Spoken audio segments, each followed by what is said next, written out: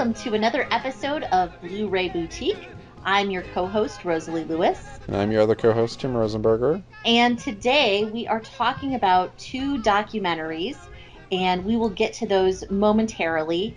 And as you know, June is Pride Month, so we had talked about wanting to have a focus on a movie or movies either about someone who is LGBTQ plus or directed by or written by filmmakers who identify that way. And we also wanted to have a guest for this episode. We did talk to a few people, but unfortunately we were not able to make the timing work. So going forward, we definitely want to include someone in our conversation who is a subject matter expert, who identifies in this, LGBTQ spectrum. Unfortunately, we weren't able to do that, so we are taking this opportunity, Tim and I, to educate ourselves by watching two historic documentaries on this subject and discussing them, from our own perspectives, but we understand those are limited. So we, of course, always welcome feedback, and if anybody listening is interested in guesting in the future or has a suggested guest for one of these topics, we would absolutely welcome that feedback. Mm-hmm. So with that said, the two documentaries that we are talking about today are both currently streaming on the Criterion channel, and those are Portrait of Jason from 1967, as well as Word is Out, Stories of Some of Our Lives from 1977. So before we get into these two documentaries today, I'm curious, Tim, what your experience has been with cinema that we could put under the umbrella of LGBTQ+. What other documentaries might you have watched? Do you have certain filmmakers that you really identify strongly with that are in this sphere, or certain movies that you feel like are go-to films for you? Well, I mean, I certainly have experience primarily with LGBT actors, obviously particularly gay and lesbian actors, because obviously they're a more prominent and get featured more in, more big budgets, the, main Hollywood or film stuff. So primarily the actors and actresses and stuff. So I'm happy that we're doing this, and I'm happy that, it's one of the reasons I was excited to do a Pride Month episode, hopefully every year, so we can, at least I can personally get more exposed to more of that. So it's interesting you mentioned actors because, just from my own background, I grew up, I was homeschooled, I was from a very religious background and very sheltered growing up, and I wasn't even allowed to watch movies for most of my life. And so, needless to say, I really didn't have much exposure to people being gay or lesbian or bisexual or trans or any of those things when I was younger. And to be honest, the very first depiction that I saw in movies was from My Best Friend's Wedding with Rupert Everett portraying the gay best friend. And I loved it, but at the time in my head, I was from this background of thinking, that that's bad or evil or whatever. And so to see it in a positive light in a movie was transformative for me. And that might be sort of now to think about, it's a rom-com and he's such a stereotypical character, but I do still love that movie.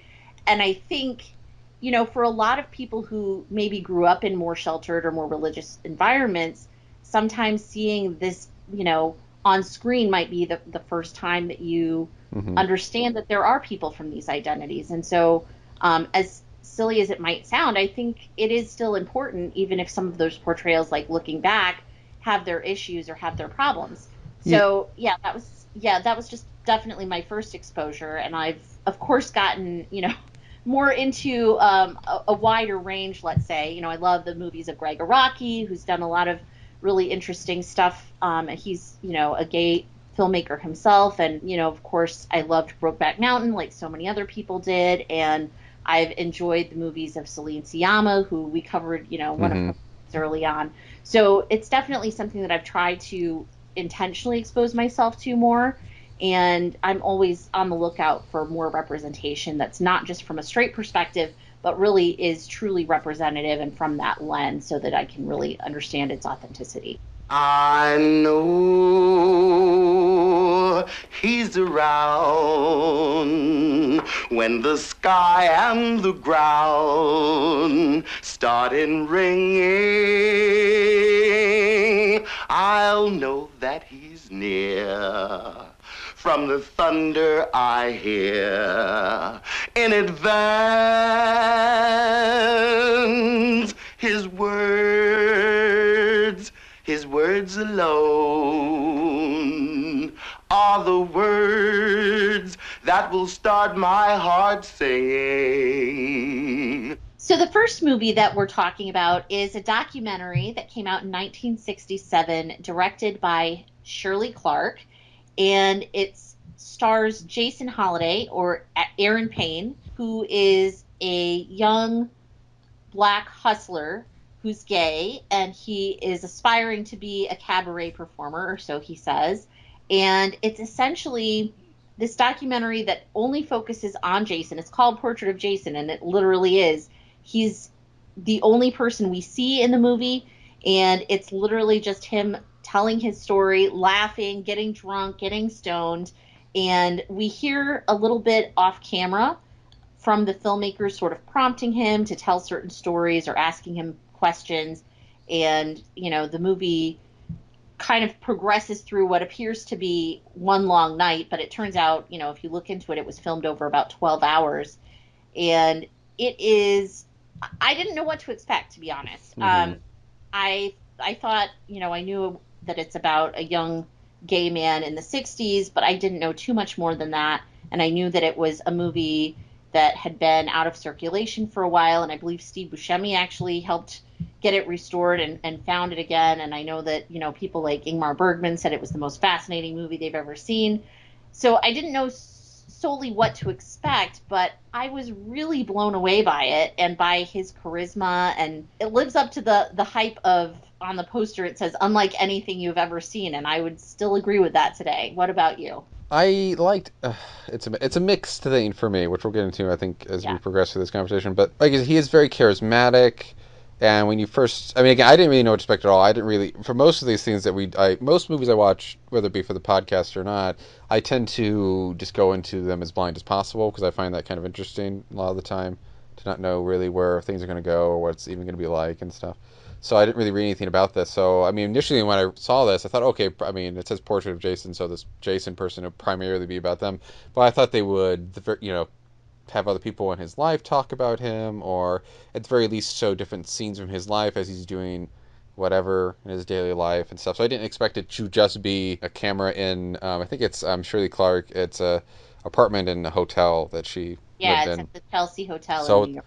so it's not his place, but basically it's in this one little living area of the director's place, and it's just him sitting in different places and walking and talking and stuff over the course of 12 hours, or in this case, cut down to an hour and 45 minutes. But so initially that kind of threw me off as they kept staying on him, and then when I quickly realized, okay, it's just going to be him and stuff. And initially that was fine, because again, like you said, he was very charismatic, he had a lot of energy. But for me, it was interesting, because I think within, sadly, fairly quickly, within 5-10 minutes, I got kind of tired of him, in the sense that I felt like if he was mixed with other people, even if it was still primarily about him, if he was mixed with other people, it would be fine.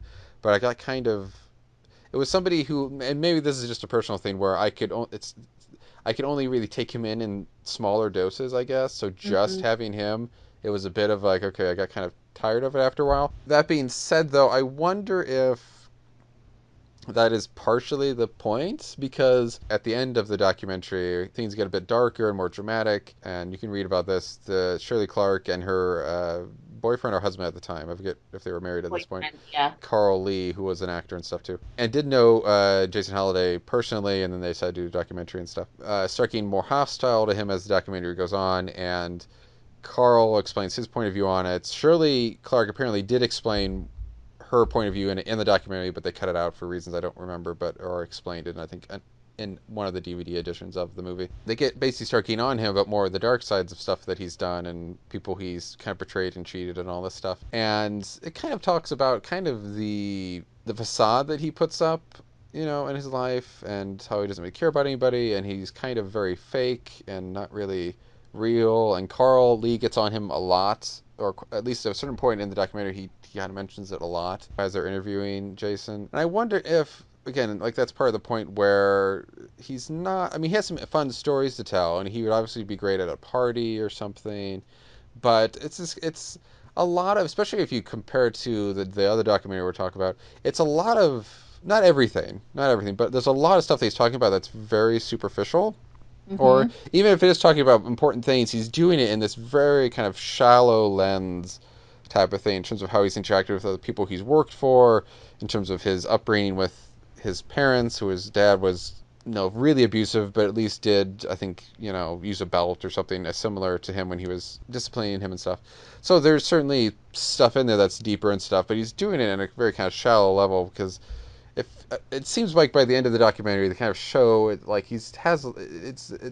it's the kind of interesting thing where it seems like Jason has a lot, or he had a lot of maybe pain and about his life and negative thoughts about himself and his life and the things he's done to people, which some are not great, but he kind of hides it over this kind of laughing, jovial, charismatic persona of Jason Holiday. So in a way, I wonder if, again, like I said, if that's the point of it, where most of it, to me, I always looked at it almost like I would almost wonder if Shirley Clark, who was an experimental filmmaker, I believe, was almost doing it in an almost kind of Andy Warhol sleep movie or something, where most of it is supposed to be kind of boring to the point of, by the end of it, you see maybe why, he is like that and why he only kind of goes to the surface of certain things. So I think the end result was pretty interesting. It just, for a lot of it, I was kind of just, drumming my fingers at it a little bit, if that makes any sense. Well, I had a very different reaction. So it's interesting to hear from you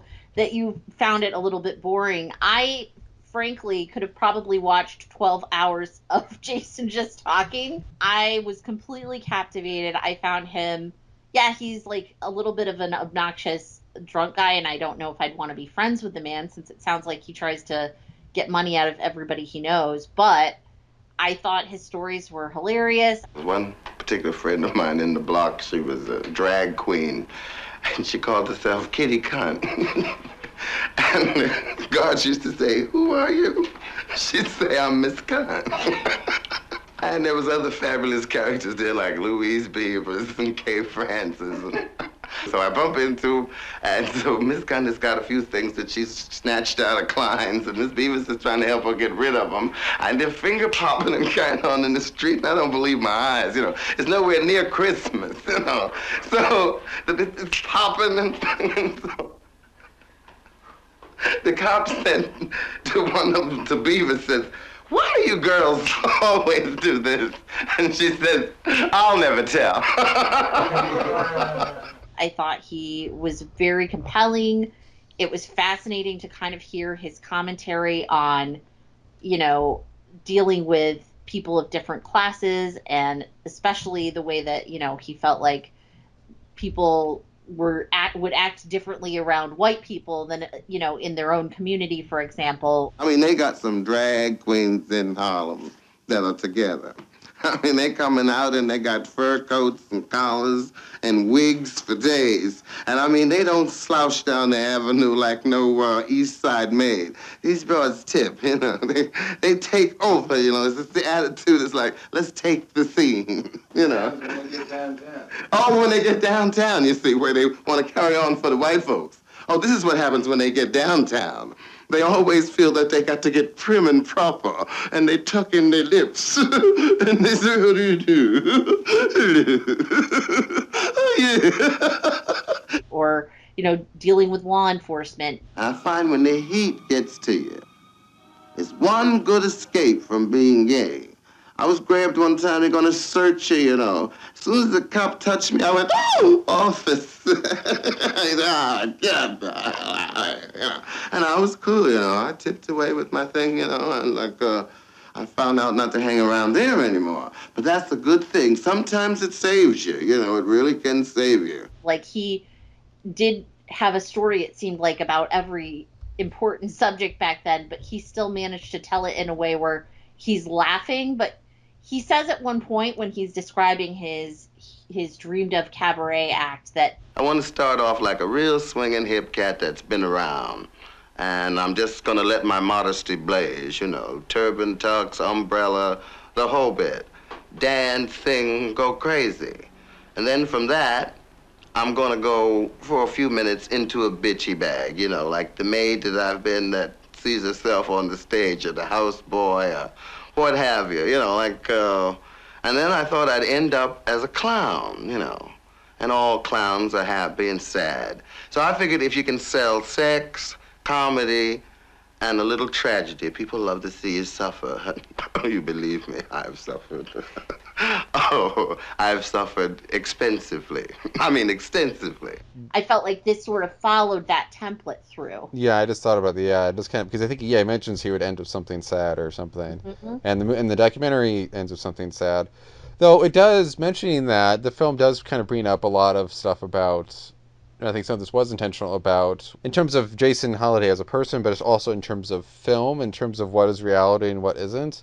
Like, Mm-hmm. what part of Jason, how much of this, even if Shirley Clark and Carly are trying to capture the real him, how much of this is just him putting stuff on? Because at one point he does start crying, and Carly says, "You're not actually upset. You're just acting. Just stop that and be real for once in your life," and all that stuff.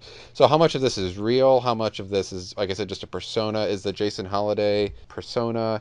And then also, how much of this is maybe criticism on the filmmakers too? How much of this is a bit of manipulative stuff in terms of their, certainly Clark and Carl Lee's point of view on who Jason Holiday is and stuff. So, it's by the end of it, it's kind of, especially since I don't think there's much known about Jason Holiday and his life outside of this documentary. It's hard to know, by the end of the documentary, what was real in it and what wasn't, and how much of this is an act and how much of this isn't, and all that stuff. Yeah, I felt like that part of it was definitely really interesting and fascinating, and I was definitely taken aback by when the filmmakers started kind of like berating him. I didn't expect that at all, and I was No. like, "What's happening?" Like it made me uncomfortable in that really like Who's Afraid of Virginia Woolf kind of way of like, are they playing some sort of game with us? Like, what's happening? And I did settle into it, but I think it's meant to make you feel a little unsettled. I think the whole thing is a little bit confrontational. Like Jason himself is a little bit confrontational. He certainly doesn't, have any bones about smoking weed on camera at a time. Of course, that was illegal. It was illegal to be a hustler. It was illegal basically to act or be gay. Like there were a lot of things that he was taking risks on. He doesn't have any bones about like cursing on camera, like all this stuff, right? And so if you think about the time in which it came out, which is 1967, like that's when a lot of counterculture things were happening, and he was big into the jazz scene. Shirley Clark did some documentaries about jazz, and she did one on Ornette Coleman, which was really good that I've seen actually before this. So she actually made several movies before this one, documentaries, and all of them kind of focused on, Black life in America. And so I found it interesting that this one is just a microcosm about that in a way, and kind of pulls all of those elements together. But yeah, I think it's meant to be experimental, and I think it's made to make us question what we know and what we think we know, and kind of leave us in a place of not being quite sure of ourselves. Yeah, and in terms of them getting more, because I read that Shirley Clark originally was not going to have her or Carly kind of their voices in. You don't see them; you just hear their voices.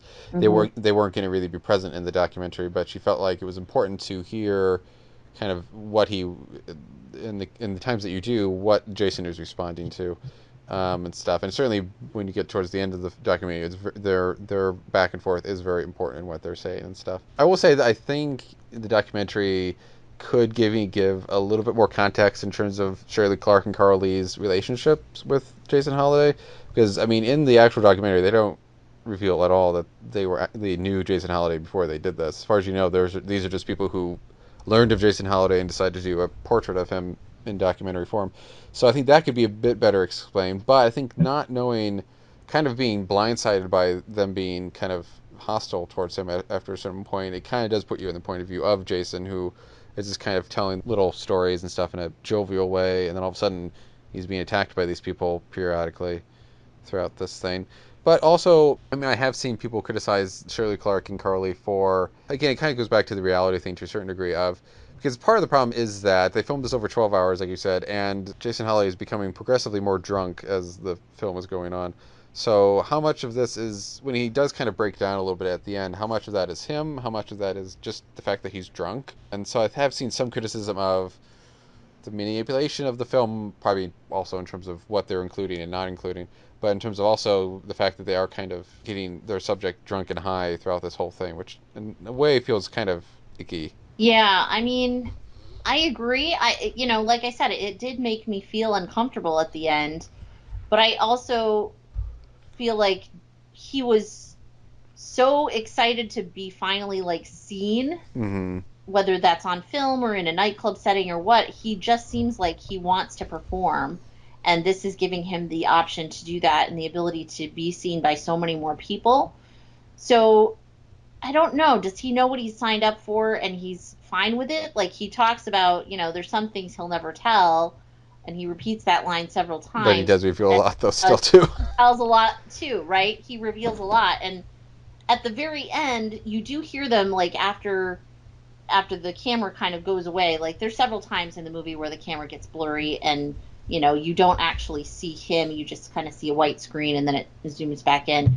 And at the very end, she asks him how he feels about it or how he thought it went. He says, "Oh, that was beautiful," right? Like he seems like he's very happy with it. Or he's making a sarcastic just remark, but like you said, we don't know because we can't even see his face. So Right, you can't see his face, so it's really hard to tell.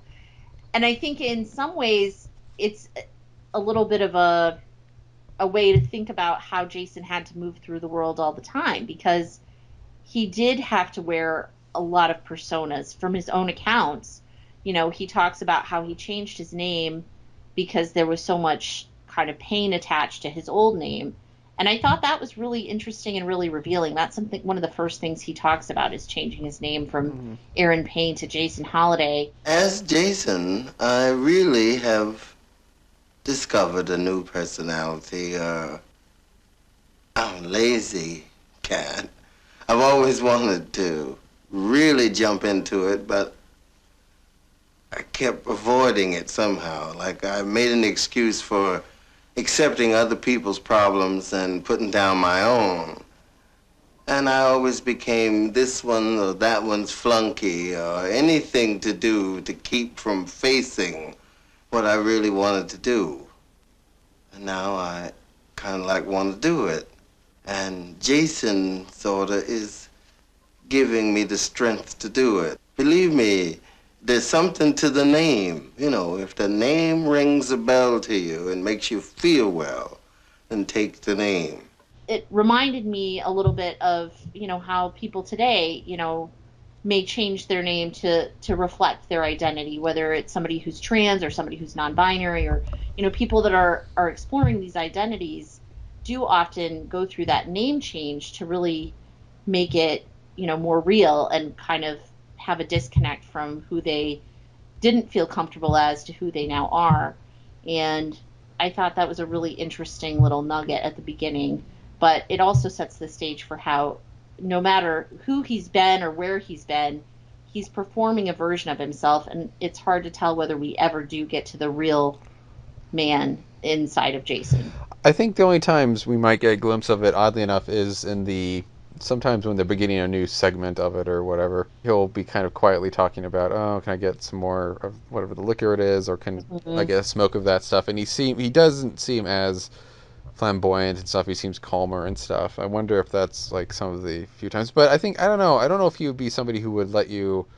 It almost seems like, because there's certain public people, like maybe even like wrestlers or something, who like always, if whether they're wrestling or not, if they're making a public appearance, they are that character. It's this very much this almost prestige kind of thing. Like they will keep that up through their entire life. So, or like a Gilbert Gottfried type person who, is almost like always, no matter what he's doing Gilbert Gottfried, but not really Gilbert or whatever. So in this, yeah, I wonder if I think he seems like a person who'd only really be, himself, Jason or Aaron or whatever. He would only really be himself, I think, by himself. I don't know if he would ever. He seems very guarded in terms of who he really is, and I think maybe slightly uncomfortable about who he is. I don't know if he really wants. He doesn't seem like he really wants to address who he really is and the stuff he's done and stuff. Not in a real way, because I think it's too painful for him. It seems like it's too painful for him anyway. Although on the other hand, I mean, for 1967, he's definitely much more, at least how we see him on throughout most of the film, he's much more comfortable in his sexuality than probably many people were at the time, who felt like still needed to be closeted or at least sort of pass for straight, right? Mm-hmm. To get away with moving through the world or having a job or whatever the case might be. And Jason has chosen to just fully embrace his version of himself. Well, that's I think it's partially interesting about the film that it's kind of counter to the other one film we're going to talk about. In that, I mean, we're talking about this for Pride Month, and obviously, him being gay is a big part of who he was, and in terms of the entire entertainment he wanted to do with his cabaret show and stuff like that. But it's, in a way, I think it's almost the least important aspect of him that we see in this. I feel like, him being black, and then also him, the type of upbringing he had, and his relationship with his parents, and the relationship he has with his friends, whether they be gay or straight or black or whatever. I feel like that stuff is more important. And when I think of him being uncomfortable, I mean, like you said, I think he is comfortable with who he is sexually in terms of being gay. But I think in terms of, and I think probably even in terms of being black too, I think that's fine. But I think for me, I think it's interesting that for a film that I think is being featured on the Criterion Channel for Pride Month and stuff, and that we're watching for Pride Month. I think the inner conflict and drama and interesting bits are more about who he is as a person that don't really have to do with him being gay. Yeah, I would agree with that. I think, especially he alludes to, and later in the film, the filmmakers allude to him sort of being a con artist in some Mm-hmm. ways. And I think that is the part that the filmmakers are more focused on. But I also know that, when this was released, it was one of the first movies or documentaries to feature someone who is gay and, be more widely seen. I don't know how many people actually saw it when it was released originally, but certainly something that was reviewed at the time, and so at least some people were seeing it, and it maybe was an introduction for some folks. In fact, sort of leading into the next movie that we're going to talk about, one of the directors, I watched a YouTube clip of them talking about Portrait of Jason and saying that when they first watched this, it was around the same time that they had just come out and realized that they were gay. And so watching it for them felt like a cautionary tale of how they didn't want to end up, which I thought Mm-hmm. was really interesting.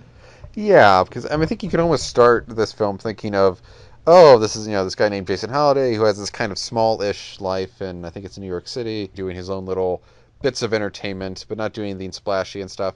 But then you kind of, I think, get to the point where it's kind of like, oh, this guy is someone like I think you've kind of alluded to or said that kind of who is seeking the limelight but hasn't really gotten to it, and we don't know if he's ever really going to get to it. And he's kind of it's not really a success story. It's really kind of an unsuccess story.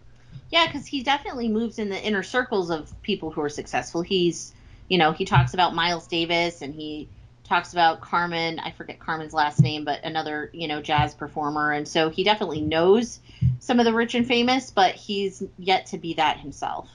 So before we wrap this up, we've talked a lot about Shirley Clark because she injects herself into this movie. I definitely would recommend checking out some of her other films, which last I checked were still on the channel. So there's a documentary short called Skyscraper, which is a 20-minute film that basically takes place over the course of a skyscraper being built in New York City, and it gets some really interesting shots, and it has a great little jazz soundtrack to it. Hmm. And then there's a movie called The Connection, which was her first feature film, and that's about a heroin addicted jazz musician.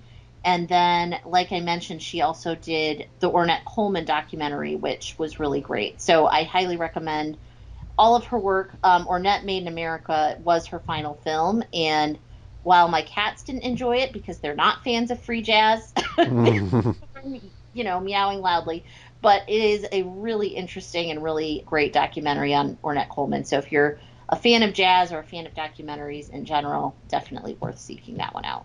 If you can't seem to make your way through the trouble that you see every day in the life that has been planned for you, do those dreams often seem unreal to you? If your answers seem far away and your convictions get stronger every day, now's the time to make a start. Feed the fire. Okay, so our next and final film that we're going to talk about is called Word Is Out, Stories of Some of Our Lives. It's from 1977, though on Criterion Channel also says it was 1978, so pick your date there, I suppose. But this one was directed by 6 people under the kind of umbrella group called, oh, and I'm going to mispronounce this, the Mariposa Film Group. It was directed by Peter Adair, Nancy Adair, Andrew Brown, Rob Epstein, Lucy Massey Phoenix, and Veronica Selver, who I believe were all from the LGBT community, gay and lesbian, I think, all of them. And it's kind of telling giving a snapshot of the lives of 26 or 28, the opening and the credits give 2 different numbers, but 26 or 28 different people who were either gay or lesbian, and talking about their early lives and how the lives are now. And it gives you kind of a different spectrum of, you see some white people, you see some white men, some white women, you see a couple, I think, black men, you see one black lesbian, you see an older woman who I believe was born in 1898, so it was like 75 when they were interviewing her, and people from a different, not just in terms of racial backgrounds or age backgrounds and stuff, but in terms of different economical backgrounds too. Like one of the gay men they interview is a businessman who seems to be doing well for himself. He has a nice suit on, he seems to be in a nice little office in the city and stuff, so you see a lot of different socioeconomical backgrounds too. So for me, I found this one, obviously, I think I ultimately liked Portrait of Jason. I was mixed on it. This one I liked a lot more, and I thought was very, very good, partially because you did get to see all these different points of view, and kind of like the, I forget her name, but the African-American lesbian that they talk to at the beginning of it, she talks about how... What I was trying to say, I guess, when I asked whether or not I'd be the only black lesbian on the film is, do you know that not only do we come in all shapes and colors and directions to our lives, etc., and are you capturing that on the film, but that even as a black lesbian, I wouldn't want to be seen as, this is how black lesbians are. I happen to be a black lesbian, and there are so many of us, of black lesbians, who live their lives in so many different kinds of ways that I was hoping that the film would be able to give, a broader spectrum of a black lesbian than just me. And I think that's very indicative of the entire documentary in the sense that you get to see people... I mean, there's a lot of, obviously, stereotypes about both gay men and women in terms of, the stereotype of gay men who are very flamboyant and effeminate and stuff like that. Or for gay women, something that I think has gone more out of style, thankfully, of them just being butch and stuff, which obviously you can have butch lesbians, you can have very flamboyant gay men, but you can also have everything in between too, and I think this documentary does a really good job of showing that. Yeah, I really loved this one too, and again, I didn't really know much of what to expect. I'd actually seen one other documentary by a couple of these directors that were part of this collective. I believe either Peter Adair or Rob Epstein did The Times of Harvey Milk, which I saw several years ago and loved. Peter Adair, I believe, was the main one on that. And, I loved that movie. I knew that he was a documentary filmmaker. So when I saw that there was a collection of Peter Adair and Rob Epstein films on the channel, I was definitely intrigued. And this one I chose mainly because of the time period, because to be honest, a lot of the documentaries that I've seen from before the present day that were made about this community often focused on the AIDS crisis, which is of course extremely significant and important, but this one kind of caught my interest because it takes place before that had erupted. So I was curious, it would be post Stonewall, but it would be pre-AIDS, and I thought that would be an interesting time to check in on this community and kind of see, what the lifestyles were like and how, what challenges they faced and things like that. And I was really struck by the balance between, yes, there are some tragic stories here, but also a lot of joy, a lot of just genuine happy moments and true like love or romance stories, and how it shouldn't feel revolutionary, but it kind of did, because I think a lot of documentaries do tend to focus on the more negative aspects, and I was very struck by just the joy of this movie. Yeah, I mean, there's a lot of people talk about how they feel much freer now and stuff, and obviously there's problems. They know they get real weird looks and stuff like that at times, and and they're not always comfortable with being around, straight people and all that stuff. But, there is a lot of happiness in their lives too. And I like the fact that they just showed stuff from their point of view. They didn't bring in like people talking hateful stuff. Obviously there's drama and heartbreak and, people talk about electroshock therapy and stuff like that. But there was there was a lot of hopefulness there too, which I think is great. Some of the really interesting stuff to me was like history that I didn't really know about. So there's one woman they talked to who had served in the Women's Corps during World War II. And she talks about how, when you signed up, you had to pretend like you're straight and say that you are. But basically, it was an open secret that many of the women in this Women's Corps were lesbians, including, some of the officers. So I remember I went down to the Black Hawk Hotel in Davenport, Iowa, where the recruiting sergeant was, and she was just darling to me. She looked sort of like all my old gym teachers in drag. Stomping around with little earrings and, her hair slicked back, but very daintily done, so you couldn't tell she was a dyke. But I knew. And I remember sneaking into the bathroom and putting on cologne, because you were only allowed to wear Old Spice aftershave lotion. And you had to wear men's jockey shorts, which never fit me. It was terrible. So you were always adjusting the damn things. Yeah. And, your uniform. Did the Army know this was going on and sort of look the other way? Yeah, during that time, until they decided to crack down, and then it was hell on wheels. Well, I think several of the officers who were gay themselves got scared. And so many of them got court-martialed, and they were called to testify against each other, and many of these women received dishonorable discharge just for being lesbian.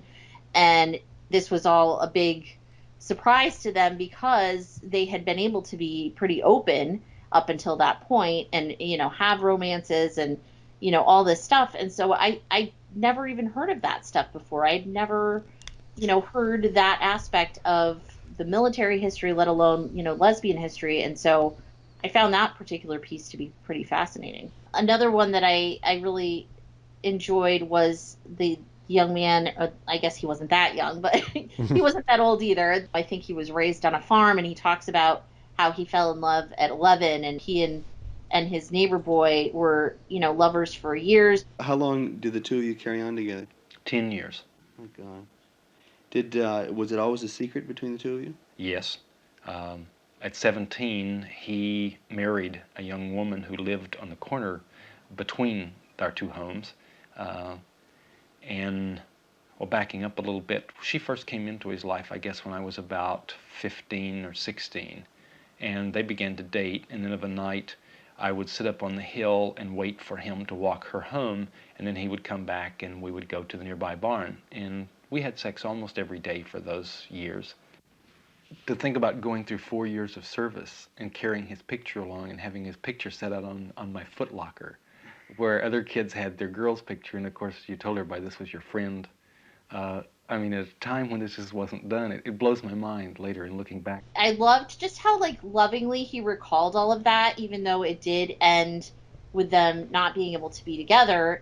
He was able to move on with his life after, of course, he did, of course, get sent to psychiatric therapy because, unfortunately, that's how things were back then. And it's horrible to think about now that was, considered you got to get shock therapy to get this out of you. But unfortunately, we still have some states where that's, legal, which is horrible. But the fondness with which he recalled it and, just the innocence of that, childhood romance, I just loved that.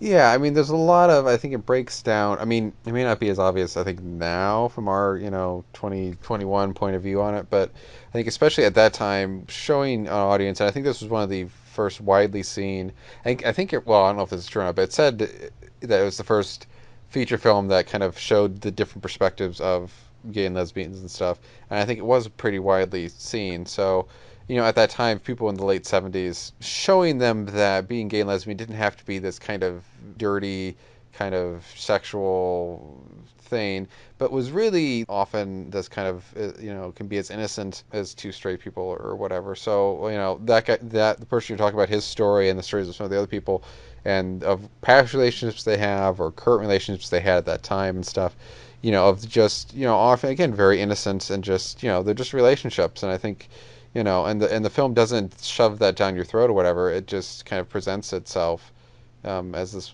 this kind of subtle thing. But I think at that time, again, not maybe as effective now, but I think then it would have been very informative to, how these people aren't really doing anything. They aren't doing anything sinful. They're just trying to be in love and live their lives and stuff.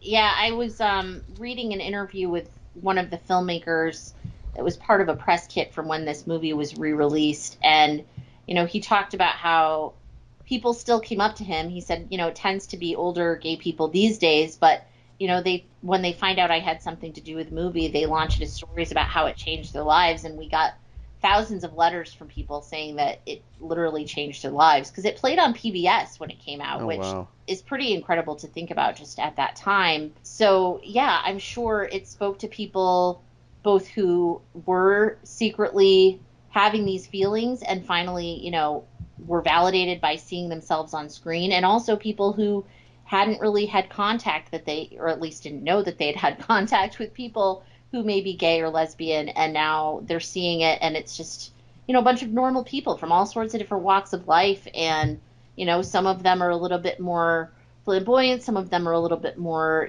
subtle. They're just all different people all over the map. It doesn't fit one archetype, and I think that was, when we talked about earlier, representation, I think this movie does a great job with that because they did have 26 different people who couldn't have really been more different from each other. And this is just one thing that they have in common. And some of the questions they asked too, right? Like they asked questions that to us now feel obvious, perhaps, like, when did you become gay, or have you always been gay? They ask those types of questions, but basically everybody said, like, I always have been. I just, Yeah. I mean, it's because we can think of it, because I remember seeing years ago now, I didn't watch the whole thing just because I thought it might be painful, but it probably would be informative. Or not painful, but awkward.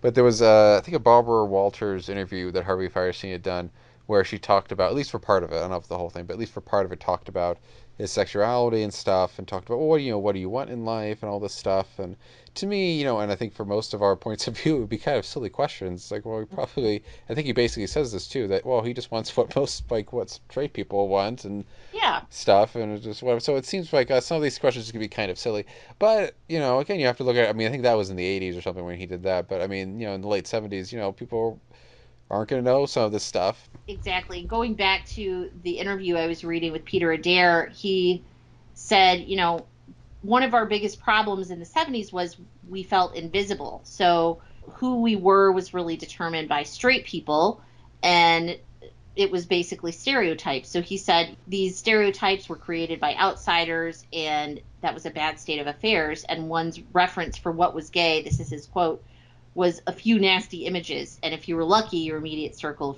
of queer friends. So his idea was to make this film with his friends and family to show people so that, they could understand that it spans so many different types of people, and there's not any one way, there's not any one consensus of what is gay or how to be, this way. And I think he accomplished that. I read that they actually interviewed over 200 people in total when they were making this, and I just had to think, what an astronomical undertaking. First, to find all of these people who would be willing to speak on camera about a subject that, again, might be taboo. I mean, we know at least one or two of the people, because they say so, haven't come out to their parents or their families. Others have, but to find 200 people who are willing to go on camera for this, I thought was pretty incredible. And then how they edited this down into a watchable anything is pretty unbelievable. They say at the end they did. I think they said 140. They did pre-interviews of 140 people. But yeah, I mean, it is a huge undertaking. And one person who was very interesting, who also was reluctant to do the film, was the person I mentioned, the lady I mentioned, who was born at the end of the 19th century and stuff, who was hesitant to be kind of put into this little. She understood it from the documentary point of view, but she, I think, didn't want to be put into a little box and be used in a certain way and stuff. But it would be interesting you hear a little bit about it. It'd be interesting to hear more about. Cause she's the only person, I think, from that kind of time period. It'd be interesting to hear more of her story in terms of how was it. I mean, again, this was somebody who would have been like 20 at the end of World War One and stuff. So how was it being a lesbian in those years up to the mid 70s? I think would have been something nice to hear more about that we really only get tastes of. Many of these folks, I thought, I could watch a whole documentary just about them, right? And it almost made me wish there was like an expanded universe of stories of our lives where, it's a Netflix show and we get to, spend an hour or so with each of these people, but we unfortunately don't get that opportunity. But in some ways, it really feels like a movie version or a documentary version of like a patchwork quilt of all these different little bits of material that you get a little, snippet of, and it kind of makes you wonder what the rest of it is like or looks like. But, the whole thing just kind of like makes you have that warm feeling. And it's interesting in terms of our better, I think, hopefully our better understanding and our better developed vocabulary for some of these things, where in both Portrait of Jason and in terms of this film, not only are they using maybe terminology for gay and lesbians that we wouldn't use today because they have become more offensive terms and stuff that you wouldn't use, but it's interesting in terms of like there's one guy in this film who is in the more flamboyantly gay area, and he likes to wear, not just exclusively, but partially wear women's clothing and stuff like that. And he talks originally about... I always thought that I was something else trapped within my body, like I was an adult, and I always felt that I was a girl trapped in a boy's body. Do you still feel that? No. What gave you that feeling? Well, there were two roles offered me. I grew up in the South. I'm sure it's the same everywhere. Well, actually, one role was offered me, the male role, and I didn't identify with that. And so the other role that was out for people to pick up on was the female role. But there still seems to be this element of, I wonder if now he would consider himself or herself trans now. But it's kind of a vocabulary they're not really using at that time. So it's interesting to see kind of the progression we have to that sort of stuff. Where at that time it's more just, oh, they're gay, and maybe they would use the word transvestite, but or they're a drag queen or whatever. But more of this, it's more just gay and lesbian instead of the more expanded kind of view that we have now, which I think is kind of interesting. Yeah, I had that same thought, is wondering if that person would identify differently today. And, some of the things that were said about feeling more like a woman when they were younger, and then as they got older, kind of feeling like they needed to fit in and be more masculine. And I wondered, again, was that pressure from society, or was that just, a change that they were going through personally? And yeah, whether they would identify as either non-binary, trans, or something else now. Yeah, and it's just interesting to see that sort of stuff progress. And also, I think we've briefly mentioned it before, but how at the top of the podcast where, for both of these things, not just in terms of gay and lesbians but community, but also in terms of Portrait of Jason, in terms of the African American community and stuff, we have made progress in certain ways, but also it's a matter of, the more things change, the more things stay the same. So there's still a lot of these things that are still very, seem very almost present in the conversations they're having. There's stuff that we're still very much struggling with today in terms of the prejudices and the views on gay and lesbians and stuff like that. So it was interesting to see, yes, we've made progress and stuff, but just, how much we're still doing with this stuff, 40, 50 years onward. And there's certainly been much more acceptance in parts of society, but then any time that you make progress in one area, it seems like there's a certain amount of resistance from certain groups that are worried about things changing and want to, go back to the way things used to be, which, look, these folks always existed. You just didn't either know about it or acknowledge it or treat them well. And now they're here and they want to be treated like human beings, and there's more people supporting that. And of course, there's a groundswell of people that want to make life even more difficult for them. So if you enjoyed our discussion of both of these documentaries, you want to check them out. They are, like I said, both streaming on the Criterion Channel. And you can also watch a number of other films by Rob Epstein and Jeffrey Friedman, who did Stories of a Summer of Our Lives. And that's under a feature called Pride and Protest. That's one of the many awesome things that the channel has right now for Pride Month. They also are featuring several John Waters films. So if you want some really fun and funky sort of out there classics, definitely check those out. And then I think the Criterion Channel always does a really great job of kind of highlighting things from a lot of, different aspects, whether it's, women films or films from people of color or films by lesbian and gay and trans and all sorts of other types of filmmakers. But yeah, they have a lot of really great stuff, including Safe by Todd Haynes, which is on right now, Topsy Turvy by Mike Lee, which is a great Gilbert and Sullivan, and a number of other things that I think are specially there highlighted for June for Pride Month. So check all of that out if you would like to. So before we get into more general new releases and stuff that the various different labels are going to be doing, we do want to mention that in July, Criterion, hopefully, fingers crossed, will be doing their biannual Barnes & Noble 50% off sale. We're going to mention a little bit about stuff that we might pick up. Rosalie, I believe you have a long list of things that you told me off mic that you wanted to look at. Yes. I've referenced before my spreadsheet of Criterions, my wish list, as well as my it needs to become a Criterion release. So I will be consulting that extremely lengthy document, but a few that I'll highlight that I don't believe I've mentioned before. So one that has been on my radar for a while is a movie called Betty Blue, and it's a French film that came out in, I think, 1986. I've just always thought that it had a really intriguing cover. I like the name. And I don't know too much about it, but it's always been on my radar ever since I first saw it on my Barnes & Noble shelf. And this is going to be the month I finally pick it up. So that is number one. I'm also excited to pick up The Lure, which I may have talked about before, but that one is a Romanian, I believe either Romanian or Polish. I should know this, but it's a mermaid movie musical. Directed by a woman, and it also features a little bit of cannibalism. So if you enjoyed our cannibalism episode, you might enjoy this movie as well. It's super fun. It's set in the 80s. The music is fantastic. The mermaids are grotesque. It's awesome. So love that one.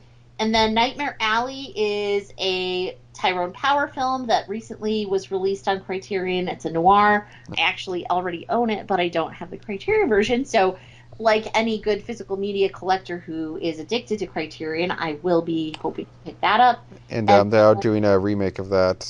Yes, they that are. is it. I think they finished. Yes, that was stalled because of COVID, but I think they have finished filming it, and hopefully it will be released, I think, maybe sometime next year. So yeah, so get a jump on that, watch the old one, and then you'll be ready for the remake. And then two more I'll mention, and then I'll turn it over to you, Tim, I promise. So I really want to pick up Clute, which I saw and loved last year, and then Certain Women, which is a sort of low-key movie, but I really love it. Kelly Reichardt directed it, and she was the one that did First Cow in 2020, movie that got a lot of acclaim. Certain Women came out in 2016, and it's a few different short segments about different women. And it's just a lovely movie. It has Laura Dern, it has Kristen Stewart, it has Michelle Williams, and it's a gorgeous movie that I fell in love with the first time I watched it. I was really excited when Criterion released it, so hoping to add that to my cart as well. So for me, it's more up in the air. I'm going to have to see more how I feel next month whenever I decide to actually start looking at stuff to buy.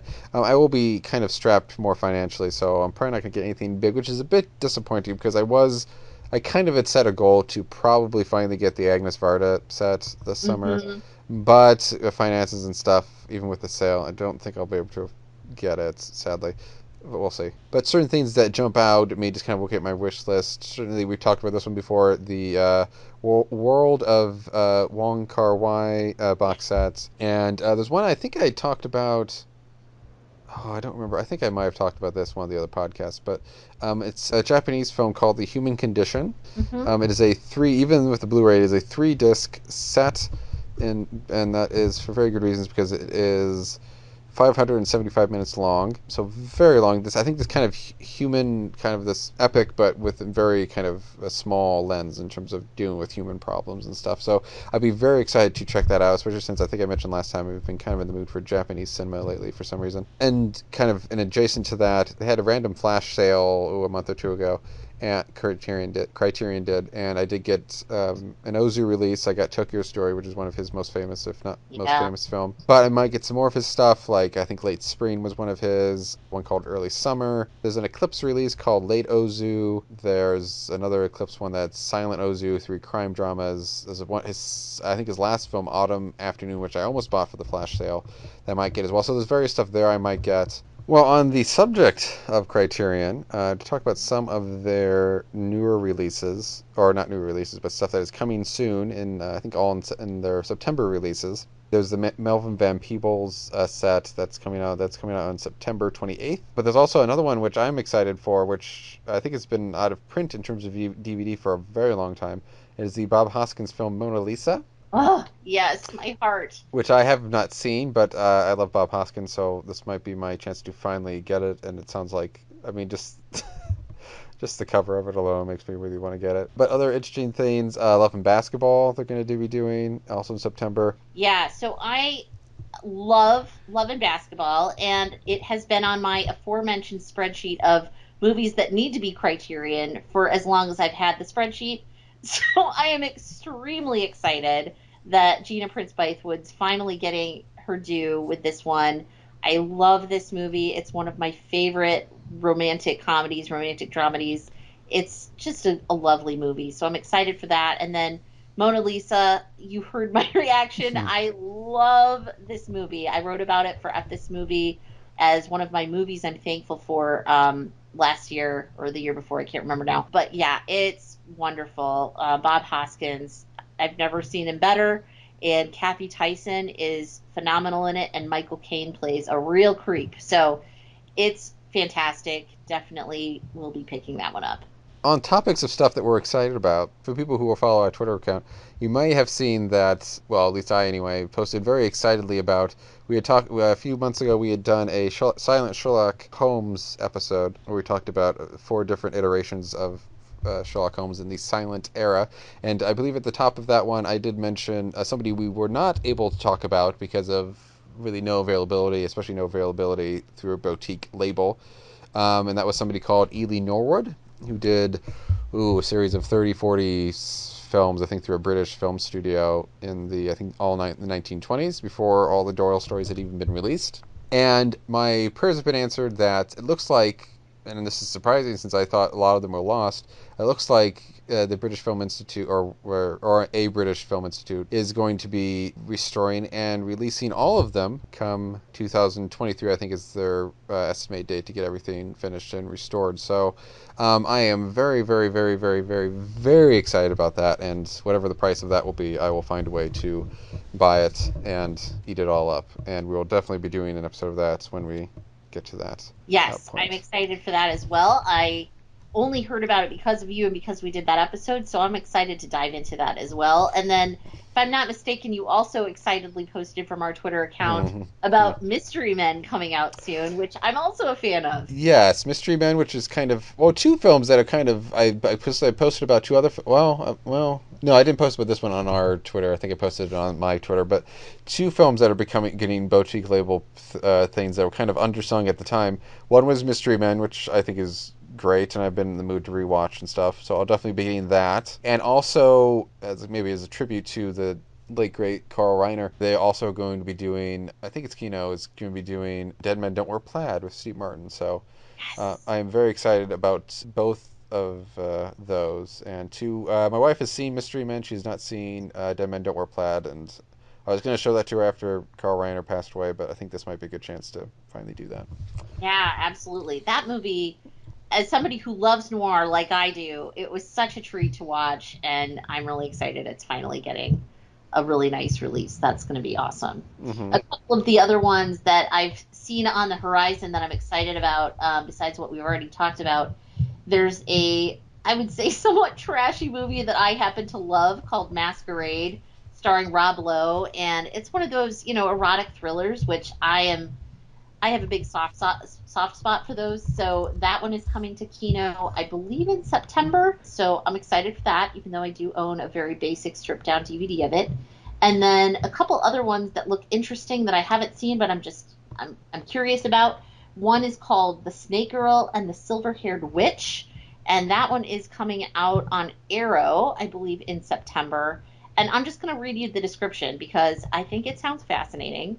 And it made me instantly want to watch it. Also, the cover is really cool. But here's the description.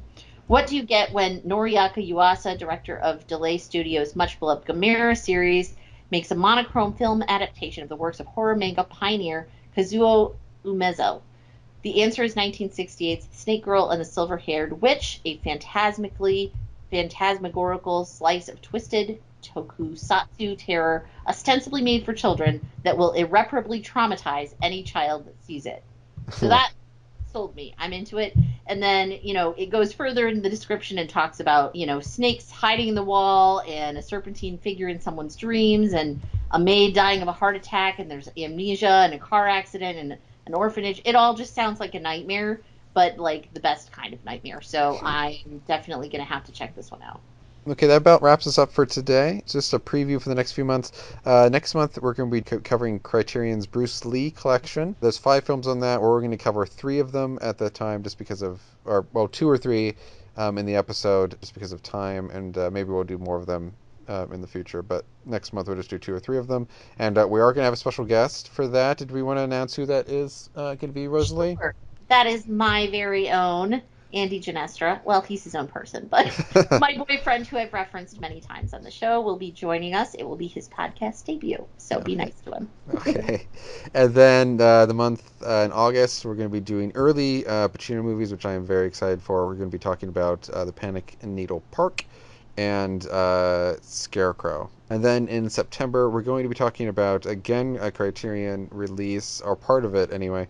The release is called The Golden Age of Television. It's basically highlighting certain teleplays from the kind of 50s, i.e. the Golden Age of Television. There are 8 teleplays on the set. We're probably just going to cover about half of those. They're fairly short, so I think we can do that. And then maybe we'll cover, I think I'll have to talk to Rosalie about it privately, but I think we'll maybe do the second half of those next September. But in the meantime, you can find me on Twitter at CinemaPackRats, where you can also find links to my YouTube channel. And you can find me on Twitter at Rosalie Lewis and on fthismovie.net or .com, whichever you prefer to type in. I am on their podcast occasionally, and I write articles every now and again. And you can also find our parent site 25 Years Later at their website, 25yearslatersite.com, or their Twitter account at 25YLSite. But I think until next month, we will catch you guys later. He's a rebel and he'll never ever be any good. He's a rebel and he never ever does what he should. Just because he doesn't do what everybody else does. That's the reason why we can't share a love. He is always good to me, good to him, my child.